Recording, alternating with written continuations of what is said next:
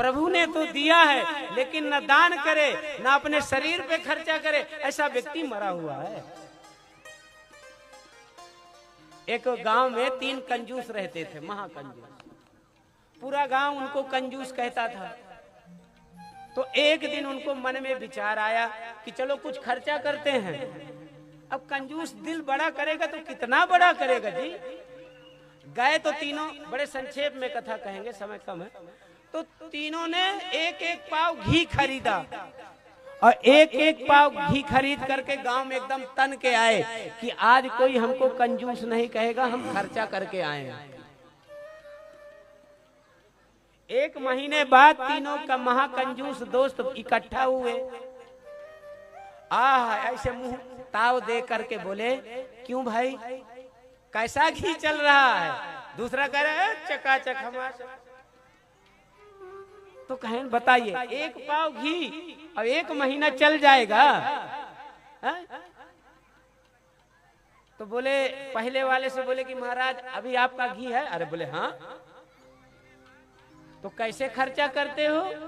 बोले काम करते हैं, पहले सब फुल्का, आप लोग रोटी बोलते साधु शाही में फुल्का बोला जाता है, आप लोग दाल बोलते हो साधु शाही में बैकुंठी बोली जाती है, आप लोग चावल बोलते हो साधु शाही में महाप्रसाद बोला जाता है, आप लोग सब्जी बोलते हो, हम लोग साग बोलते हैं, आप लोग काटना बोलते हो, हम लोग अमनिया बोलते हैं, बस यही फर्क है।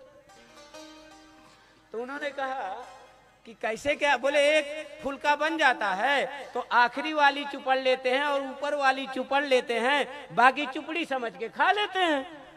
दूसरा बोला राम राम, अरे राम राम राम, इतना खर्चा करता हो, इतना खर्चा? तो भैया पहला वाला बोला, दादा तुम कैसे खर्चा करते हो? बोले हम तो इतनी लंबी जो है सुई बनवा लाए हैं लोहार के पास से, और क्या करते हैं सब फुल्का बना के रख देते हैं और फिर उसको वो जो सुई है लंबी सी, उसको डब्बा में ऐसे घुसेड़ कर और सब बीच रोटियों के बीच में चुभा देते हैं और सब चुपड़ी समझ के पा लेते हैं। आहा चकाचक। तो तीसरा बोला कि बाप रे इतना खर्चा, इतना खर्चा? बोले महाराज तुम क्या करते हो? बोले पगलो हम पूरे फुल्का बना लेते हैं, उसके बाद बंद डिब्बा घुमा देते हैं और फिर डिब्बा दूर खोल के बढ़िया सुगंध आती है और पूरा फुल्का एकदम लगता है कि घी चकाचक पा रहे हैं। देखो कितना मोटे तगड़े हो गए। ऐसा व्यक्ति मरा हुआ है। कौल काम बस कृपण विमूढ़ा अति दलिद्र। अति दलिद्र मतलब गरीब नहीं, अति दलिद्र जो वचनों से दलिद्र है, जो उल्टा सीधा हमेशा सर पर लड़ाई झगड़ा करता रहे, उल्टा सीधा बोलता रहे, जो वचनम दलिद्रम, जो वचन का दलिद्र है वो मरा हुआ है, जो दृष्टि से गरीब है वो मरा हुआ है।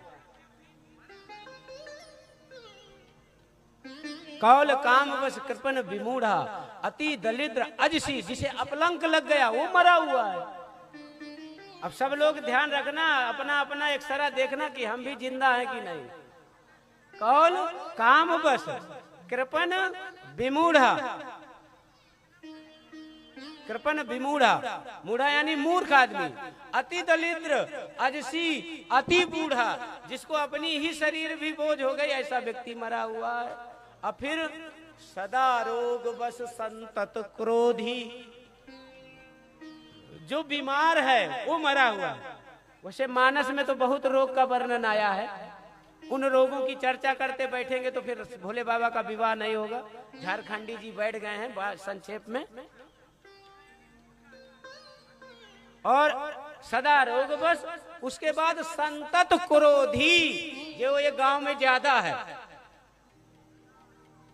क्रोध जिसको देखो एकदम तन्न हो जाता, पर जो बात प्रेम से भी कही जा सकती है कि भैया तू ये काम जाके कर, उसमें भी तूने कब बोला हमसे, गलत तो नहीं कह रहे, मतलब जो चीज प्यार से बोली जाए। भाई देखो हम तो आए हैं, हम तो दक्षिणा ले, ये वाणी सुधारो, बातचीत से सुधारो, व्यवहार सुधारो। ये राघवेंद्र वन पीठ आपसे ये हाथ पसार के बस यही दक्षिणा मांग रही है। दक्षिणा की टेंशन मत लो, देना है तो ये दक्षिणा दो। लड़ाई छोड़ो, झगड़ा छोड़ो, ये बोली छोड़ो और प्रेम से रहना सीखो। तो हमारी कथा सफल है, और यदि नहीं गया तो महाराज हमारे कथा करने से कोई फायदा नहीं।